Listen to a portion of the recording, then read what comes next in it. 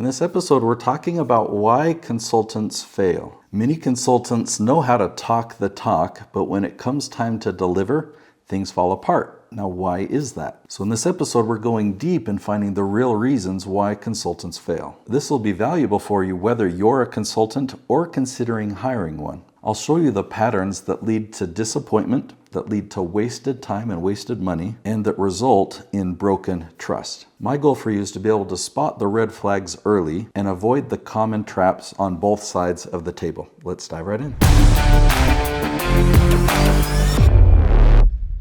So the first problem I want to focus on is there's a lack of clarity on the actual problem that needs to be solved. So you have the business on one side and you have the consultant, and we need to find out if there's a match. Can the consultant look at that business and know what the problem is? And does the business owner know what their problem is and know if they're hiring the right consultant? So the biggest problem from the beginning is there's just a mismatch. We don't know what the problem is. We don't know if we have the right person to solve that problem. Imagine going to a doctor and without telling him any of your symptoms or doing any type of examination or analysis or anything like that, he writes up a prescription for some drug. How would you feel after that appointment? In the same note, what if a consultant came to a business and before asking any questions or knowing anything about the business, he started to assign some process or some procedure or start to implement a framework in your business? That's actually very, very common. This consultant is an expert in this framework or this system, and so that's what they're good at, whether it works for your business or not. If your business hires them, that's what they're going to do. So the homework needs to be done beforehand to find out, okay, who does this consultant help? Or consultant, what type of businesses do you help, and is there a match? And how can we make a diagnosis or asking questions an integral part of your system? So this leads into my next point, is in that the consultant uses the same solution for every client. Now this could be a very good thing or it could be a very bad thing. It's typically a good thing if things are very, very clear. So if you look at the consultant and their business and you look at their track record of success with their clients, if it's a track record of failure, then move on. But ideally you're looking at all these different case studies of all these different clients. And if those type of clients match you, and if the results that these clients got, the challenges that they overcame, match what you're hoping to accomplish, then it makes sense that you would want to follow that same system or that same framework. So you have a consultant that does the same framework over and over and over for every client. That client's messaging should let them know, hey, these are the very specific type of businesses that I work with. The disappointing reality, though, is that most consultants don't do that. They have a framework that they're really, really good at, but they haven't narrowed down their niche.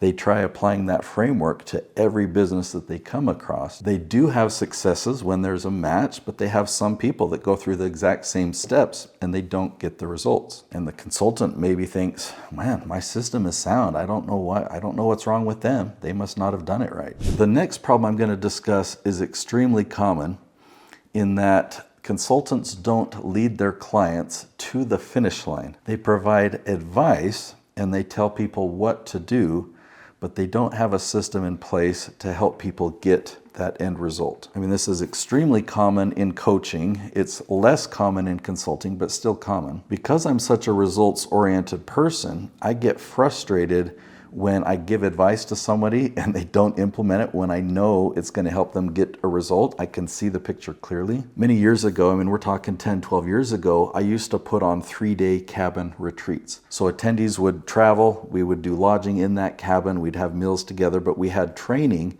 and it was very, very effective, or so I thought, right? By the end of the 3 days, the feedback I got was, this was amazing. I learned so much. I'm going to be able to apply this in my business. Be sure to let me know when the next one is. So I felt good about that. But then over the following months, I would check in on them and look at their YouTube channels. I'd look at their websites. I'd interview them and found out they weren't implementing anything that we talked about. So at the time of the retreat, they would have said, yeah, this was well worth it. This was valuable. I'm glad I paid for it. I'm glad I came. But in retrospect, several months later, it wasn't worth it at all. They didn't get any value out of that. It was just entertainment. So I completely stopped doing those type of retreats. I completely stopped doing just weekly coaching. And I replaced it with a done-for-you service. So I provide consulting and strategy all along the way, but I put systems in place. So it's like, okay, here's what step 1 is, and I'll check in with you here. And then I've got a team that's going to help you with this part. Then we're going to do this. We're going to take care of that part for you, actually. Then we're going to go here and look at the results. So I hold their hand all the way to the very end result. That was very transformative for my business.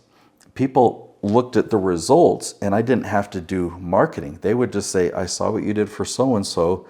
I want you to do the same thing for me. All right, I've got another problem that we need to discuss, and that is overselling and under-delivering. You might have heard people use a sales pitch that they undersell and over-deliver. If you can do that in reality, that's what I recommend. You'll have happy clients, but the tendency is to say things to get the sale that we don't really know how to do. When we're talking with a potential client and they might tell us of some of their problems and what some of the things they're hoping to accomplish, if you've never solved that problem before, then it's unethical for you to say that you can solve that problem. Let them know the reality. Let them know this is what my strengths are, and this is an area where I don't have any expertise. These are the type of businesses that I've really helped and how, and these are the types of businesses that I've never worked with before. Or these are the types of businesses that would not work for my system. You don't have to hide anything. You can just really focus on what are you really gifted at? What are your strengths? Where have you had the most experience? And if you do that, there are people all around the world that are looking for that exact expertise, and you will have a thriving business. Another way that people can experience being overpromised but underdelivered is the end result isn't as expected. Does the client have expectations, and are you able to meet those expectations? When I have my clients sign an agreement, I actually call it a performance guarantee. And those are pretty strong words. So what do I guarantee? Well, I lay out, okay, this is our end goal.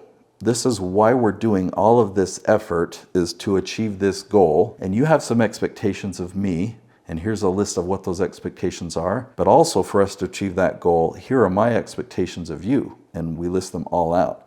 So it's very clear so that we're both on the same page as far as expectations, so expectations can be met. When you have clarity there, you can look at that output and know if the price is worth it or not, right? But a lot of times businesses will finish their consulting, they'll get to whatever that end result of the consulting is and realize that wasn't worth what I paid, because the expectations didn't match. The last problem I want to talk about is having a lack of measurable results. So if you have this end goal or this end result that you're aiming towards, is there a way to track progress along the way to know that you're moving towards that end goal? And it's going to be different in every space, right? So it's hard. The best way I can give you an example of that is just to share my own, right? So the end result for my clients is ranking at the top of YouTube, Google, and ChatGPT. But you're being found in search for lead generation. So when we get there, we can track how many leads are you generating, right? How much revenue are you making from those leads? And along the way, I can track, all right, in the beginning, we don't have any content or any videos that are ranking at the top. And then a month in, oh look, we've got 6 videos ranking at the top. Oh wow, now we've got 17.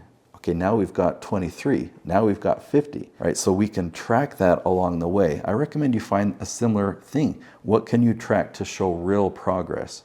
Now, when a consultant fails to get results for themselves or for their clients, they typically blame marketing. I would say it's probably just an excuse, but maybe there is a flaw with your marketing. And in the next episode, I'm going to link to it right here. It's titled Why Your Marketing Isn't Working. What I break down in that episode is I show you why marketing strategies that are ineffective, they're really just based on the wrong assumptions. And so when you assume the wrong thing or have the wrong foundation, then all your efforts toward marketing, they don't get the result that you want. So if you would like your marketing efforts to actually pay off and get results, then I highly recommend watching that video next. I'll see you there.